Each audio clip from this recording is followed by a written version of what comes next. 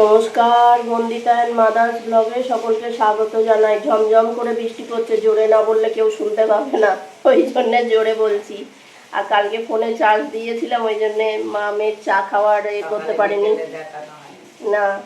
আর হচ্ছে যে এত বৃষ্টি হচ্ছে, গরম কাটছে না, ঝমঝম করে বৃষ্টি হচ্ছে। কিন্তু সারা রাত আমি 3:53 সময় উঠেছি, তখনও দেখি বৃষ্টি হচ্ছে, আর ঘুমিয়েছি তো সারা দিন।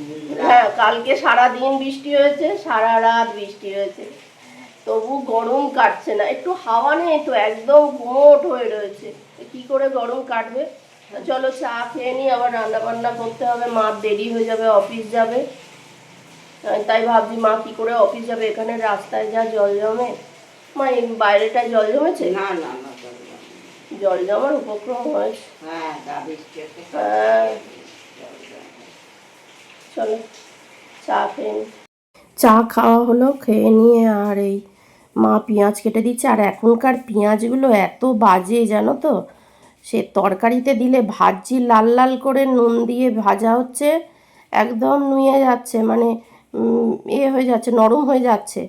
তারপরে যেই আবার জল টল দিচ্ছি যেন আবার জ্যান্ত হয়ে যাচ্ছে। কি বাজে পেঁয়াজ।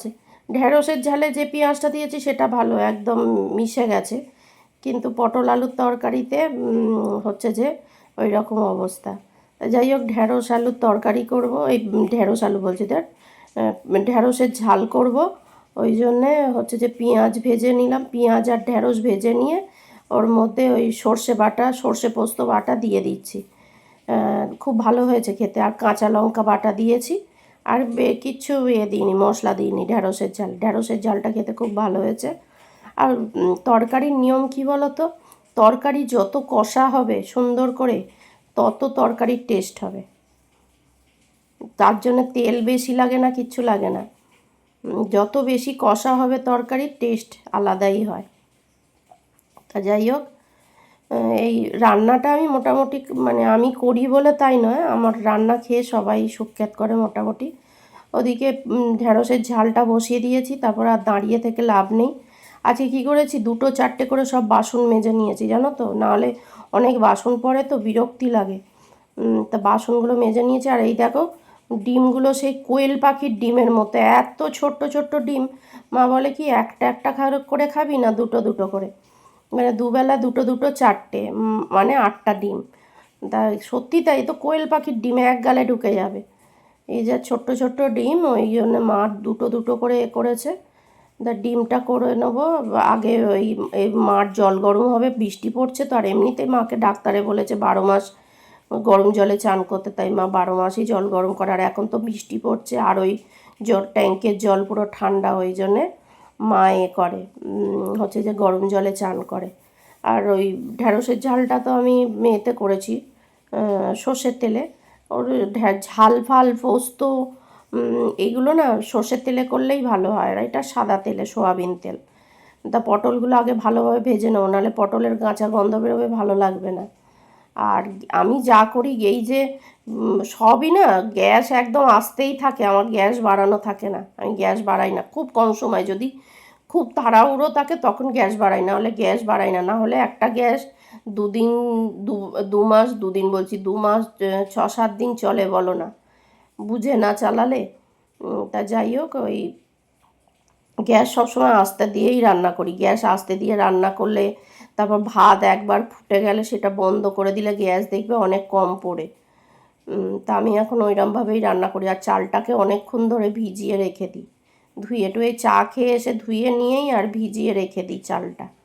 তারপরে ওই তো 1 ফুট হয়, তারপর চাপা দিয়ে রেখে দিই। লাস্টে আর একবার একটুখানি গ্যাসটা জেলে গরম করে নিই, নাহলে জলটা কীরকম হবে বলো তো, জল ছ্যাপছ্যাপে মতন, মানে ভাতটা কীরকম জল কেটে গেলে যেমন হয় সেরকম হয় না। আর যদি তুমি ওই আরেকবার করে ফুটিয়ে নাও, তাহলে ভাতটা ওরকম হয় না। তা যাই হোক, ওইদিকে ঢ্যাঁড়সের ঝাল হয়ে গেছে, পটল আলুগুলো ভেজে নিলাম। এবার পেঁয়াজ দিয়ে, পটল আলু দিয়ে তরকারি, ডিম দিয়ে, পেঁয়াজটা ভালোভাবে ভেজে নিয়ে এবার ওর মধ্যে হচ্ছে যে আদা বাটা, কাঁচা লঙ্কা বাটা, আর হচ্ছে যে দেবো হলুদ, আর একটুখানি টমেটো নেই আজকে জানো তো, একটু টমেটো দিলে ভালো লাগে। তা যাই হোক, মশলাটাকে ভালোভাবে কষিয়ে নিলাম। কষিয়ে নিয়ে একটু হলুদ আর কাশ্মীরি রেড চিলি দিয়ে দিলাম, একটু জিরে গুঁড়ো দিয়েছি, এতে ধনে গুঁড়ো দিইনি। সব তরকারিতে সব রকম ভালো লাগে না, এটা জিরে গুঁড়োই ভালো লাগবে, ধনে দিইনি। তা যাই হোক, এবারে আলু আর পটল যেগুলো ভেজে রেখেছিলাম সেগুলো একটু কষিয়ে নিলাম হালকা করে জল দিয়ে, আর একবার কষিয়ে নিয়ে এবার জলটা দিয়ে দিলাম। দিয়ে এবার আলুটা মানে হাফ সেদ্ধ হয়েই গেছে, কেননা এত লাল লাল করে চাপা দিয়ে দিয়ে ভেজেছি তো অনেকটাই সেদ্ধ হয়ে গেছে। আর একটু চাপা দিয়ে সেদ্ধ করে নিয়ে ওর মধ্যে ডিমগুলো দিয়ে দেবো। ডিম ভাজি না, ডিম ভেজে খেতে ভালো লাগে না। তো যাই হোক, দেখো আলু সেদ্ধ হয়ে গেছে, এবার ডিম দিয়ে ফুটিয়ে নিয়ে এবার নামিয়ে নেবো। আচ্ছা, রুটিও করেছি মার। এরপরে কি হয়েছে বলো তো, একটুখানি ওপর থেকে গরম মশলা দিয়ে দিলাম, মনে হলো যে একটু রুটি করি, তার রুটিও করলাম। আজকে ব্রেকফাস্ট হচ্ছে পেঁয়াজ আলু ভাজা আর রুটি, আজকে এই ব্রেকফাস্ট। আর এদিকে দেখা ঘেমে পুরো চান হয়ে গেছে, রান্নাঘর থেকে বেরিয়েছি না তো, সব কাজকর্ম সেরে বাথরুম পরিষ্কার করে নিয়ে, মানে ওয়াশরুমটা পুরো পরিষ্কার করলাম, করে নিয়ে খেতে বসছি। আজ দুপুরে কি খাবো দেখো, ভাত, ঢ্যাঁড়সের ঝাল, সঙ্গে লেবু রয়েছে, আর এখানে পটল আলু দিয়ে ডিমের তরকারি। আজকে দুপুরে এই খাওয়া দাওয়া।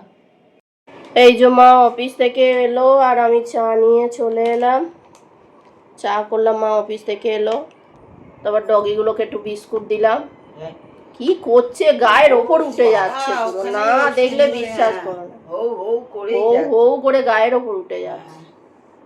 এক বকা দিয়েছে আজকে আবার, দাঁত মানাকে সুন্দরী সে ও ও করে হ্যাঁ ও করেই যাচ্ছে। চলো চা খেয়ে নি। ওই যে মাও ঘরে টিভি দেখছে আর আমি ঘরে ভয়েস ওভার দিতে এসেছি, দিয়ে চলো ভয়েস ওভারটা দিয়ে নিই। যাই হোক, ভিডিওটা তাহলে এখানেই শেষ করছি। তোমরা সবাই সুস্থ থেকো, ভালো থেকো, সাবধানে থেকো। আর ভিডিওটা যদি ভালো লেগে থাকে তাহলে লাইক করো, কমেন্ট করো, সাবস্ক্রাইব করো। দেখা হচ্ছে নতুন একটি ব্লগে।